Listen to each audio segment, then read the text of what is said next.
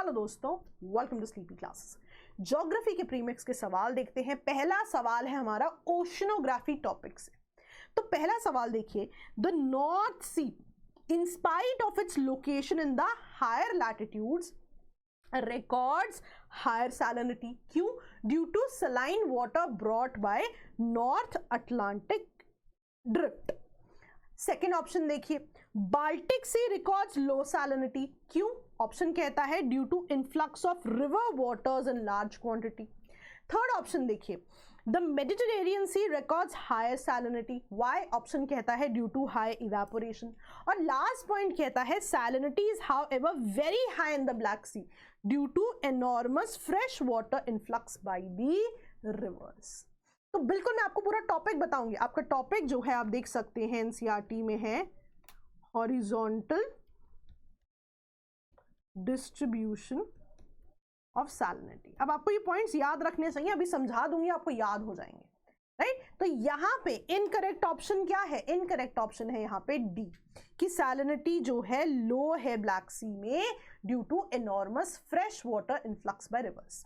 अब यहां पे ना एक दो चीजें आप समझिए बेसिक. हमेशा देखिए, हमेशा ही जो भी चेंजेस होंगे mostly upper reaches of the water में होंगे, है ना, क्योंकि सनलाइट, रेनफॉल इन सबका impact upper reaches of the water में है.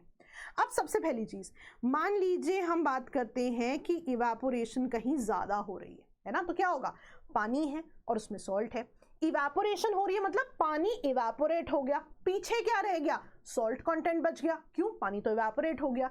तो इन दिस केस सैलिनिटी आपकी इंक्रीज होनी चाहिए.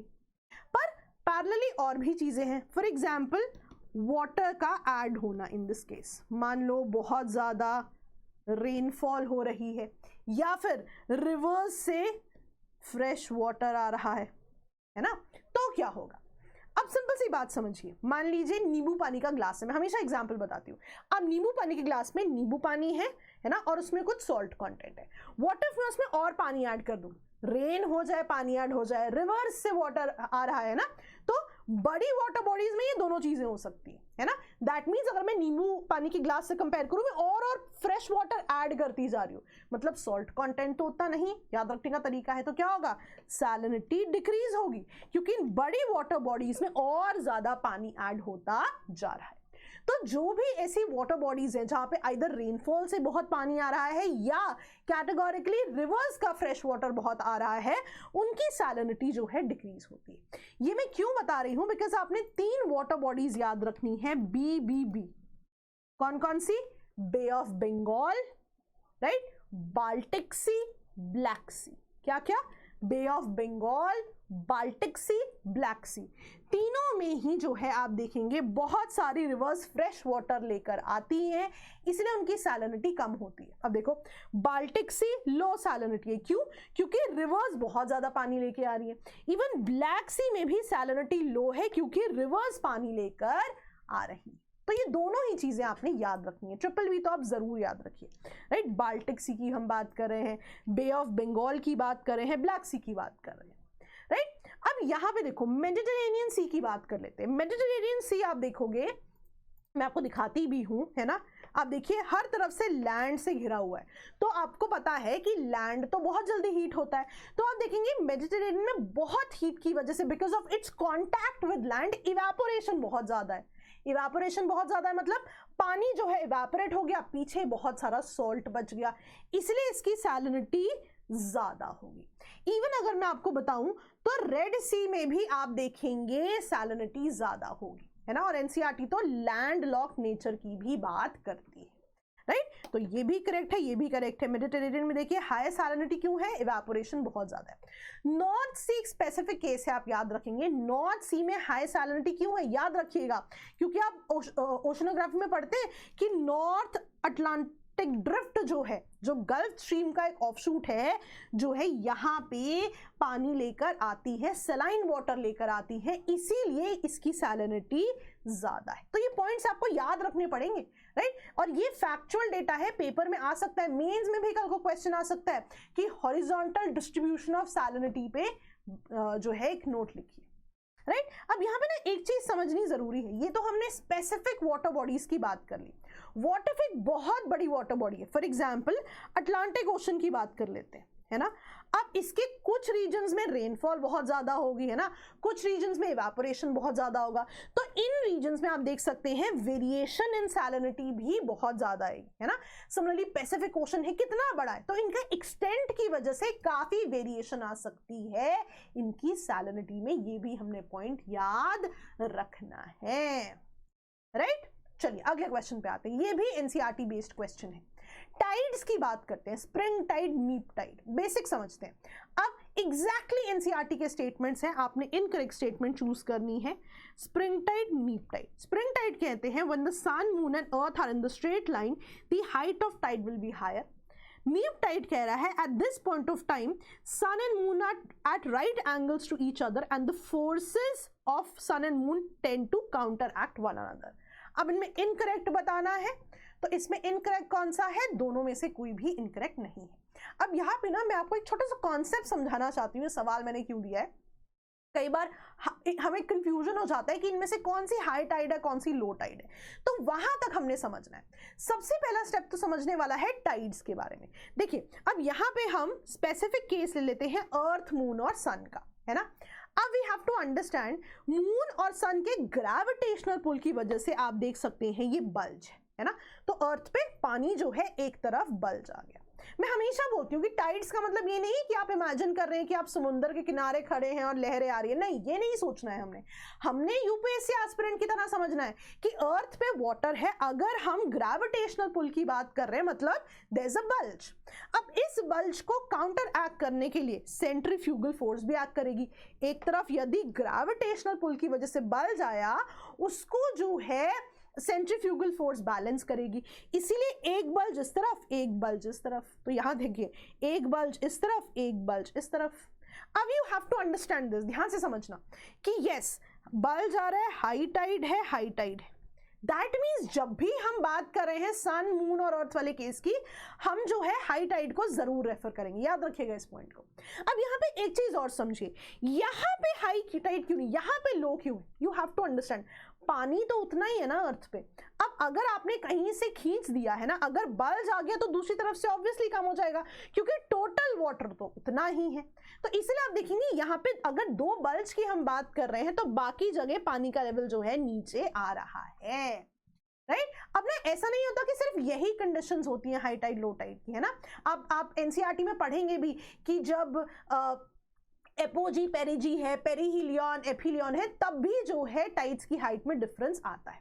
But anyways let's talk about this particular scenario.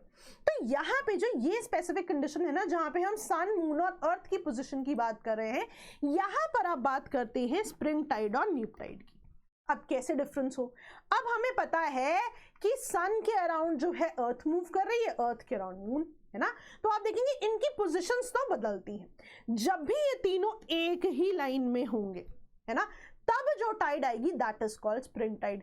जब हम इनके बीच में एंगल की बात कर रहे हैं, राइट, तो आप देख सकते हैं परपेंडिकुलर होने की बात करें तब ये नीप टाइड की बात कर रहे हैं, है ना। तो यहाँ पे भी यही है कि स्प्रिंग टाइड में तीनों एक लाइन में है, ग्रेविटेशनल पुल बहुत ज्यादा है, दैट मींस टाइड भी हायर होगी। पर नीप टाइड में क्या है, राइट एंगल्स की बात हो रही है और इनकी फोर्सेस जो है काउंटर एक्ट करेंगी। अब यहाँ पे समझने वाली चीज देखिए, कंडीशंस दोनों ही हाई टाइड वाली हैं। The difference between them is कि जब तीनों एक लाइन में होंगी तो बहुत ज्यादा हाई टाइड होगी, इसलिए इसको हाई हाई टाइड कहते हैं। वही नीप टाइड में भी जो है हाई टाइड की बात होगी, पर ये उतनी ज्यादा नहीं होगी जितनी ज्यादा इस केस में होती है, इसलिए इसको लो हाई टाइड कहते हैं। तो याद रखिएगा दोनों कंडीशंस हाई टाइड की हैं, लेकिन इसमें और ज्यादा हाइट होती है तो ये हाई हाई टाइड कह देते हैं। इसमें उसकी हाइट जो है इसके कंपैरिजन में कम है, इसलिए लो हाई टाइड कहते हैं। नेमिंग कन्वेंशंस है, कहा इस तरह से जाता है, आपको भी ऐसे ही याद रखना है, राइट। तो ये दोनों पॉइंटर्स आप जरूर याद रखिएगा। बहुत बार क्वेश्चन आता है कि इसमें से कौन सी हाई टाइड है कौन सी लो, हमेशा याद रखना दोनों ही हाई टाइड है, इनका कंपैरिजन की बात होती है हाई हाई टाइड या low high tide, high and low in comparison to each other, right. चलिए नेक्स्ट क्वेश्चन आता है, ये ना रिपीटेड थीम वाला क्वेश्चन है और यहां पे आप देखोगे मैं आपको टेबल दिखाऊंगी, 2 बार यूपीएससी ने सवाल पूछा हुआ है। सभी टेबल जो है ना एनसीईआरटी वाले आपने जरूर पढ़ने, हमें नहीं पता किससे सवाल आ जाए, मैं आपको दिखाती हूँ। अब सवाल कहता है on the planet earth most of the fresh water exists as ice cap and glaciers, out of the remaining fresh water largest proportion किसका है। अब ना मैं आपको आंसर भी दिखाऊंगी, पर मैं आपको प्राइमरीली दिखाना चाहती हूँ वो टेबल, ग्राउंड वाटर आंसर है। अब देखो यहाँ पे प्राइमरीली हमने क्या पढ़ा कि फ्रेश वाटर आइस कैप्स और ग्लेशियर्स में है, इसके बाद कहां पे है सबसे ज्यादा, ग्राउंड वाटर में। तो वही तो वो कह रहे हैं कि मैक्सिमम कहां पे इनको मिल रहा है फ्रेश वाटर, आइस कैप्स और ग्लेशियर में, उसके बाद लार्जेस्ट प्रोपोर्शन किसका है, ग्राउंड वाटर का। तो ये टेबल से 2 बार सवाल आया हुआ है, आपने ये टेबल मिस नहीं करना। चाहो तो इसका स्क्रीनशॉट ले सकते हो आप, है ना, दैट वे आपके पास फोन में ही रह जाएगा या लैपटॉप में ही रह जाएगा, राइट। चलिए आगे पढ़ते हैं। ओके, अब ये क्वेश्चन देखते हैं। अब ये भी आप देखेंगे मैंने एनसीईआरटी से ही पिक किया है जो लाइंस हैं। देखिए, difference in water density affect the vertical mobility of ocean currents. Water with higher salinity is denser than water with lower salinity, and in the same way cold water is denser than the warm water. तीसरा, denser water tends to sink while lighter water tends to rise. इनमें से incorrect क्या है, तो इनमें से जो है ध्यान रखिएगा, कोई भी इनकरेक्ट नहीं है, कॉन्सेप्ट समझिए। देखिए 2-4 चीजें हैं यहाँ पे। अब देखिए, जब भी आप सैलिनिटी की बात करें या डेंसिटी की बात कर रहे हैं ना, हम हमेशा बेसिक बात करते हैं, मैं हमेशा बेसिक्स में बताती हूँ। मान लीजिए आप पोल्स और ट्रॉपिक्स को कंपेयर कर रहे हैं, है ना, तो हम हमेशा क्या बोलते हैं, cold water being denser sink करता है, राइट। तो पोल्स पे वाटर के सिंक करने का पहला रीजन क्या होता है कि कोल्ड होता है।